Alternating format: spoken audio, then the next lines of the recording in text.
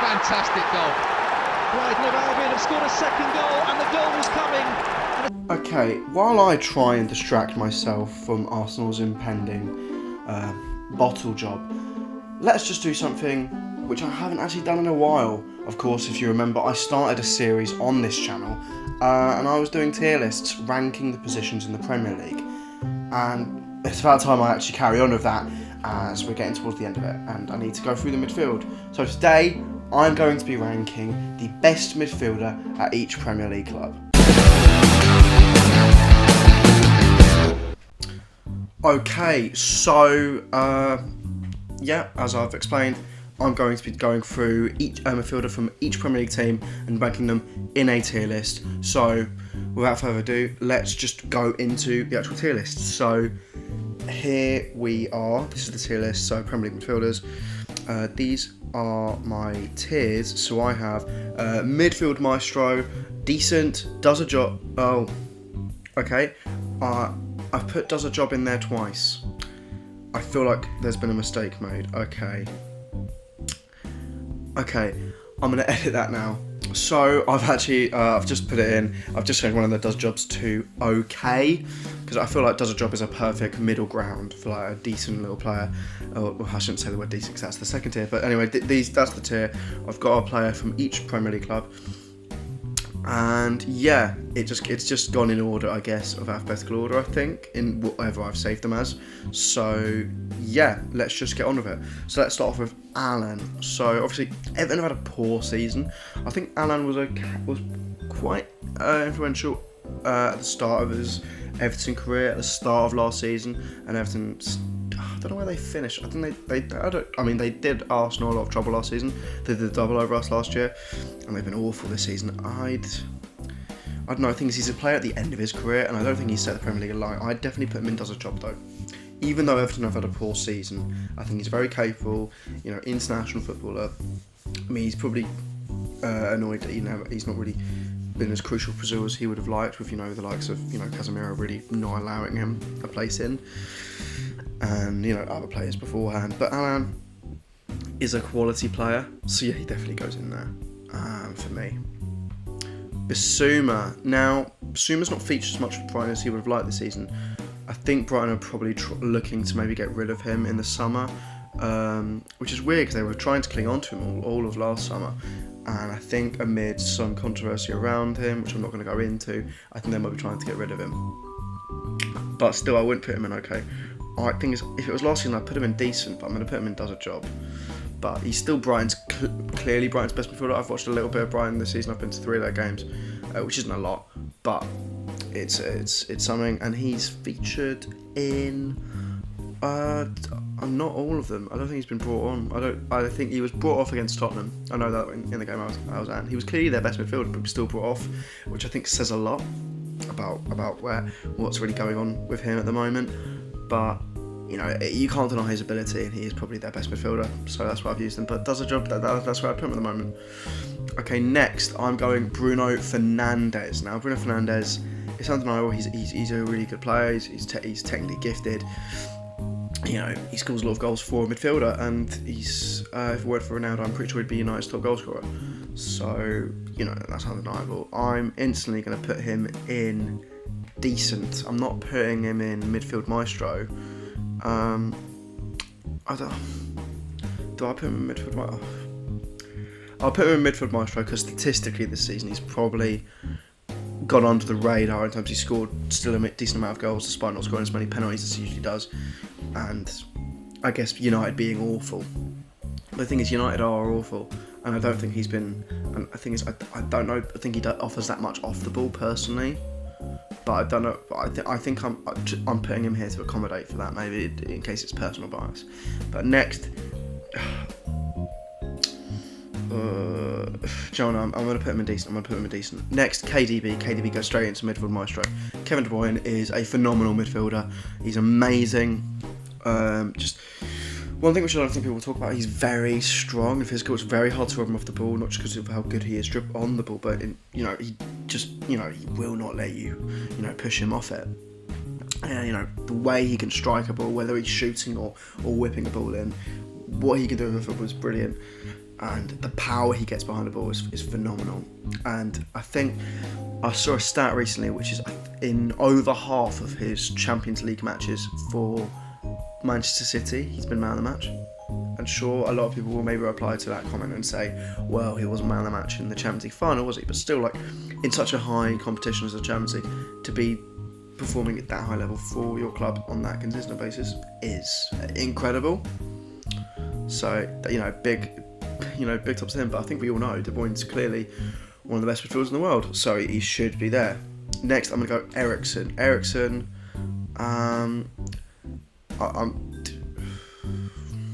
I don't know. I'm teetering on decent or does a job. I'm going to put him in does a job purely because he's played towards the end of the career, and it's amazing that we actually have him back. We should be glad that it's just really amazing that he's back in the Premier League, especially after what happened to him last year. And it's it's amazing to have him back. And it was great to see him score last week against Chelsea. Him actually he scored his first goal since the tragedy of last year. And it's great that he can still play football. And he's clearly still a technically gifted player. He's scored one goal. I think he might have a couple of assists for Brentford, and he was instrumental in their 4-1 win against Chelsea. And he's clearly their best. I think he's clearly their best player in midfield. And I'm just not putting him in decent because I don't think we have enough evidence this season with him at Brentford. But I'd really like. It looks like Brentford will stay up, and if they do, I really want him to extend and stay with them because that's really nice. Like a player, because a team like Brentford having a player like Eriksen is so mental to think, but it's it's good for the Premier League. It's really good for the Premier League to have a split of quality, which I think I'll admit when I was doing this tier list, I realised is actually quite spread. In terms of midfield, but most of these teams' best midfielders are good midfielders. But okay, we are going to carry on, and we are now going to do Fabinho.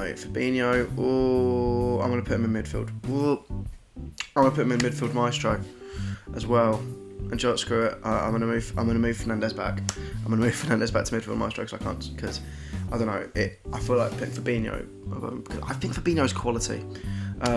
He scores. He's good at unleashing a strike. They don't come that often, but he scored a couple decent goals, and important goals for Liverpool. Of course, a really important goal against City at home in the season they won the title, and as well, just what he gives Liverpool in terms of their structure, in terms of how he supports them, and his defensive ability, and also his how important he is to moving them forward up the pitch. And I've heard Liverpool fans recently criticise Henderson, and Fabinho really is not a lot more progressive a footballer, and he's not an out-and-out DM in what people may say. He's a capable footballer, and he's played at right back I think sometimes before, I believe. I don't know if I'm making that up, but I'm pretty sure he has. And he's an amazing penalty taker as well, if you might have seen him against Watford recently. But he's all round a very good midfielder and crucial to Liverpool's setup. I was actually a little bit considering Thiago because I think he'd had a good time with Liverpool this season. But no, for me it's got to be Fabinho. But next, we are going Conor Gallagher. Conor Gallagher's going straight into decent. He's had a phenomenal season, hasn't he, Conor Gallagher? We do have a video coming out very soon. It's not come out quite yet for the YouTube, but you really need to give it a watch as we will go through something. Actually, I'm not going to say that. Cut that. He may or may not be mentioned in a future video, and I can't even mention the nature of that video because it will spoil what it is. But we've talked about him and hyped him up quite a lot, and we'd filmed it 2 days after Arsenal lost to Crystal Palace, so it was fresh in my memory how good Conor Gallagher is. And watching that game, really made me think, this guy. And I was already thinking before that, but Conor Gallagher really is an amazing player, and it'd be a shame if Chelsea kind of waste that talent and don't, give him a chance. But I don't know if he's going to get the game time he wants, and I think he might sign for Crystal Palace, and it'd be great, again, to see that happen, that quality spread around the Premier League, and seeing players like that start week in, week out, because he's so good. I'm sorry, but I thought I wanted to give him a drug test after the Arsenal game. He ran so much It's ridiculous. And, that's just the bare bones of his ability, the engine he has in him as such a young player, scoring so many good goals for them. And he's just a top young English talent. And, it's great to see him also in the England setup now. That's really important to see as well. And, it's just really happy seeing, players thrive from clubs where they wouldn't, get as much game time. And Conor Gallagher has been phenomenal this season under Patrick Vieira, and he's only going to improve, isn't he? But okay, we're going to move on. Billy Gilmour. Now, the thing is with Billy Gilmour, he's playing for Norwich, obviously. Again, it's kind of just after Gallagher, an on loan Chelsea player. And I think Conor Gallagher is a good midfielder. Of course, people will probably remember him for an amazing FA Cup game against Liverpool. I'm pretty sure he was given man of the match for basically just man-marking their midfield out of the game in a 2-0 FA Cup win before Chelsea actually didn't win the cup that year. I'm pretty sure that was the year Arsenal won it with Arteta. I think it might have been the year before that. But anyway, Gilmour, for me, it's a question of does the job or okay, because I think there's still a player in there, but this season we haven't seen that much of it, and I'm going to put him in okay. And I feel harsh because I do see the potential with Billy Gilmour, and it's really impressive to me that he actually went to the Euros with Scotland, but he's not quite done it yet. And I feel like next season's a big season for him, whether or not he'll keep staying in the Chelsea setup. I think he's probably going to get another loan move, and Gallagher's probably closer to getting a chance at Chelsea next season, especially considering the season he's had. But if Gilmour can get a loan move to maybe Fulham if they get promoted, or another team like lower down, maybe he can go to Brentford or something like that and prove himself, that would be good for him. But there's certainly a player there, but for me, yeah, he's okay. Now, Pierre-Emile Højbjerg, I am putting him in. It's a question of decent or does a job. I don't know. It might just be like stereotyped to what you think a defensive midfielder is. In that, I'll put him in decent because I think his first he had quite a good first season at Tottenham. But I'll be honest, the top 4 race this season has been dodgy. In that, I think Tottenham have gone through patches where I think in most seasons you'd be caught out and wouldn't make the top 4, and they're leading it. And I've got to say, at Arsenal at times, I remember when Arsenal used to finish in the top 4 regularly, and I just feel like the amount of games we've lost this season would have knocked us out of the top 4 immediately, and the fact that we're only 3 points behind after the loss to Brighton is a ridiculous fact, because I think the quality of the competition isn't as good as it used to be. Which I think is bad because it's going to leave the 4th place team going into the Champions League completely unprepared. Because I don't think I don't think these teams are Champions League quality. But Højbjerg is a good player. He had a good first season. This season he's been tetchy, I think, because Tottenham have been bad at patches. I mean, they've just strung 3 wins together, which is good consistency for them. They've just come out of a very inconsistent patch, if that makes sense, of consistently winning one, losing one, winning one, losing one, winning one, losing one. But that's that for them. Højbjerg, yeah, I'm going to put him in decent. He's definitely not midfield maestro. Gallagher is very much at the top of decent, and Højbjerg's at the bottom of decent, if that makes sense, if that makes any sense. But now we're going to go with Joelinton. I'm going to put him in does a job purely because, look, this is an impressive one, right? So I was considering going Bruno Fernandes, but Bruno Fernandes has started, I think, 1 Newcastle game, and that was their game on Friday, I think, against Wolves, where they won 1-0. But I've gone with Joelinton because it's so impressive that he's revitalised his career at Newcastle as a midfielder, being converted from striker to midfield by Eddie Howe, and the fans are more in favour of him, and it's good to see because of how sour it kind of felt around this 40 million signing not going well. And there now being a bit of positivity surrounding him, and it all started with obviously the press he kind of got for a really good performance game against Man United in their 1-1 draw, where Newcastle really should have won. But it's really good to see in football when you see players kind of turn their career of a club around, and I think he's been good. But I'm not going to put him in decent yet because, you know, at the end of the day, Newcastle are still low down. You know, they got battered last week by Tottenham, but still a good win against Wolves, and they are still quite low down, even despite, you know, the takeover and the good window. Next, I'm going to go James Ward-Prowse, and James Ward-Prowse for me goes straight into decent. Don't know why he's gone in the middle there, just go there. But yeah, goes straight into decent for me. James Ward-Prowse, I mean, if you've listened to me talk about him on the podcast recently, yeah, you'd know I'm a big fan of James Ward-Prowse. For me, I was really disappointed that he didn't make it into the Euro squad. I really am a big fan of him, you know, not just... I mean, the main thing is what he offers from set pieces, really. You know, I was just imagining, you know, in the England team, you've got a player like Jack Grealish who wins so many fouls, and you're not bringing James Ward-Prowse. That's a bit of a joke, because James Ward-Prowse is probably one of the best set piece takers ever in the Prem. I think he's best set piece taker in the world probably at the moment. The consistency this man has is a joke. The amount of free kicks this man scores is a joke, and it's ridiculous. He should be going to Qatar for me with England.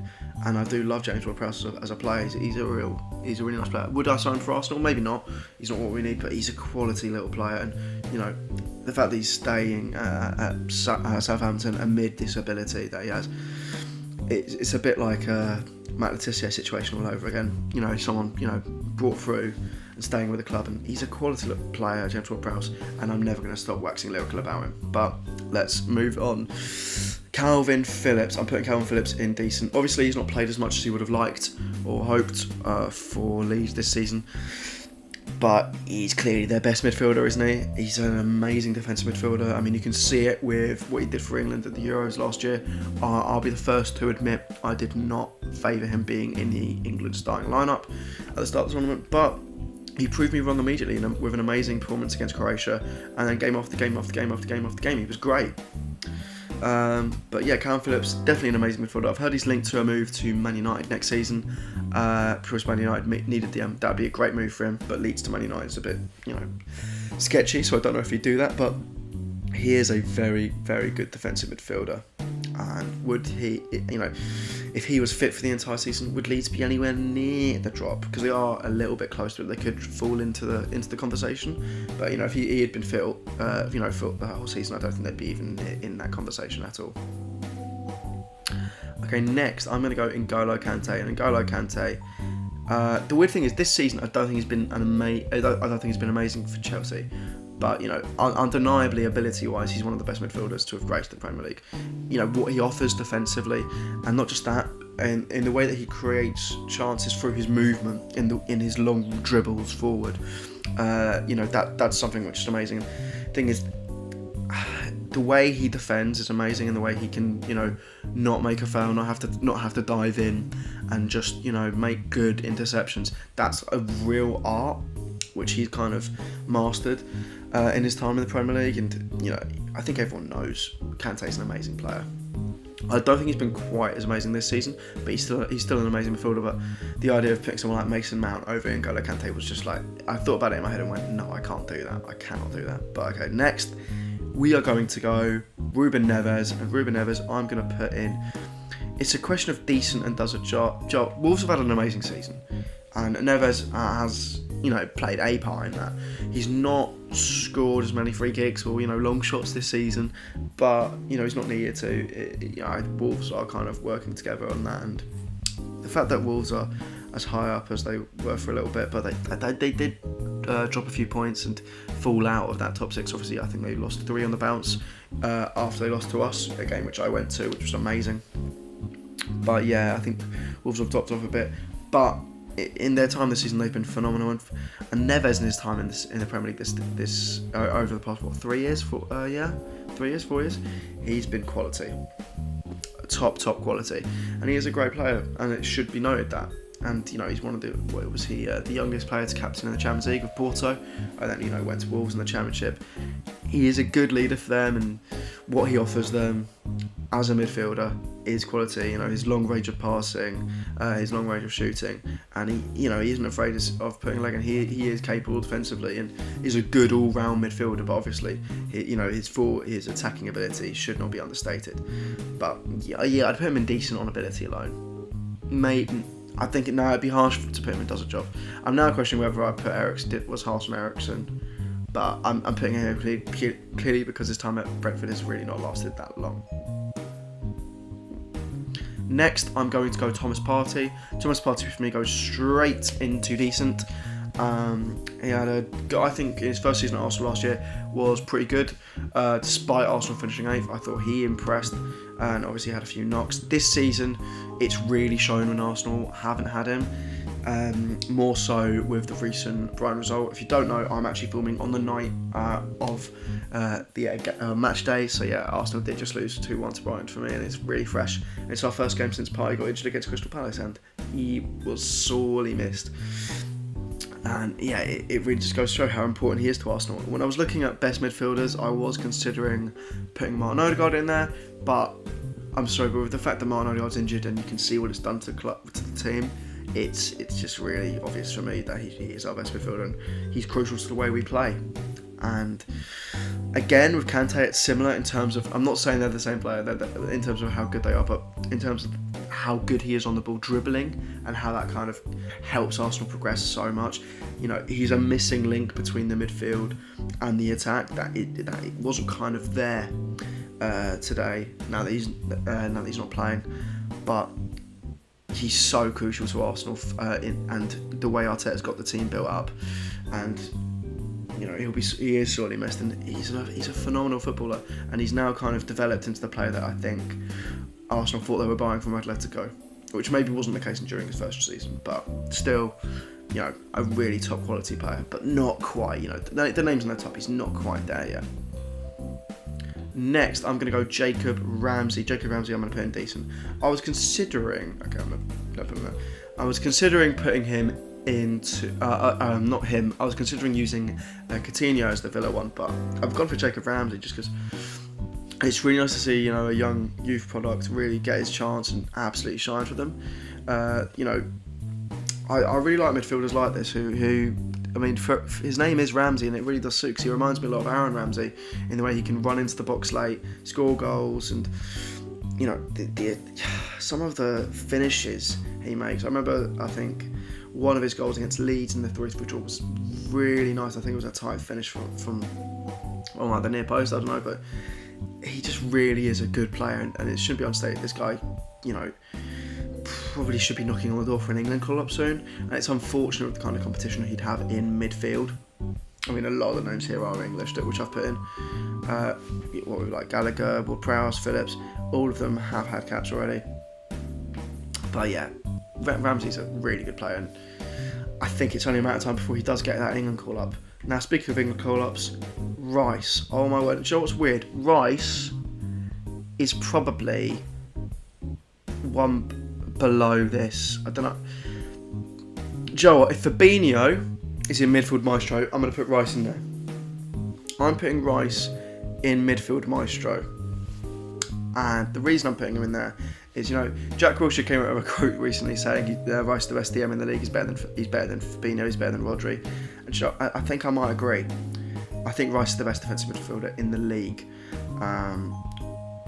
In terms of an out and out DM, in terms of his role, well, actually, no, Kante is kind of is Kante a defensive midfielder? Maybe kind of not. I don't know.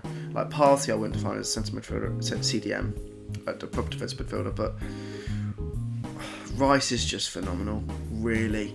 For West Ham, this season he's been great for West Ham. I think he's been phenomenal, and I love him for it. As an England fan, I love him, and he's so amazing. And it's great to have a talent like that in the England setup. And for me, he's England's next captain, nailed on. I would give him the armband in a heartbeat. As well, you got, you know, the fact that he's playing for West Ham, and obviously he's partnered by Souček, who is still quite a good player. But you know, he really shines above him. Not gonna lie, I'm starting to think that this is really top heavy, but maybe that just goes to show the quality I think that is in Premier League midfields. I think I might put. I'm going to put Joelinton in OK, purely because he's a striker, comes centre mid. But let's just keep going. Okay, so I'm going to go Sissoko. I'm going. Joe, in his time at Tottenham, he kind of was proving some people wrong. He's not shone for Watford this season. I've not heard much. Watford I've been poor, and I'm going to put him in not good enough. not good enough, because Watford are going down. And, you know, is that down to him? I find it, one thing which I find really weird about Sissoko, he was given the armband, I'm pretty sure, for Watford on his debut or really early on. Or I don't know if he was the permanent captain, but he wore the armband early on, and I just find that hilarious. It's just so weird and unusual, but, you know, that's just, some things happen like that in football. I mean, Harry Maguire captains Man United, that's weird, isn't it? Anyway, Tielemans goes into not does a job. I'm putting him into decent. He's a quality midfielder. A lot of decent. You know what I mean? Like, the quality in the Premier League is quite high at the moment in terms of midfielders. This clearly is, I think, a favourite one. Maybe it's because I myself probably consider myself a midfielder. I favour midfielders, but yeah, that's where I'd put them. Yeah, Tielemans is a quality midfielder. He's probably on his way out for Leicester this season. But yeah, top quality player, a real proper, you know, number 8. You know, he really fits the bill with that kind of player. But yeah, really great player. Ashley Westwood, for me, why was I thinking about does a job? He's not in a does a job for me. I'd put him in okay. And I'm not gonna lie, I was harsh on Sissoko. I'd put him in okay as well, because of what that defines. But yeah, right now, actually I'm going to put him back in deep. I'm putting him back in does a job. That's my ranking. That is my ranking there. Okay, you can see it's actually quite top heavy. There's no one in the bottom tier list, and I was worried about that in the bottom, if there wouldn't be anyone in the bottom tier, but there isn't. And clearly, everyone's best midfielder. This isn't midfields ranked overall, because obviously I haven't put in a club's worst midfielder, who, you know, maybe plays them regularly. But that's it. So yeah, hopefully you know can agree with that. But I don't know what you think of it. So that's the end of the video. Hopefully you've enjoyed the tier list and, you know, me talking through it. Comment below what you think. If you would have changed it, who would you have moved? Maybe you don't agree with the actual names. I'm not gonna lie, that's a big struggle, and I sometimes just think of funny little names, or like, you know, and just doing things. At the end of the day, it would be okay if I just had left it normal and just went top, like 1 to 5. But this is just how I've done it. So hopefully you've enjoyed it, and yeah, drop a like, subscribe for more, ding the bell for notifications, which should be down here, and yeah.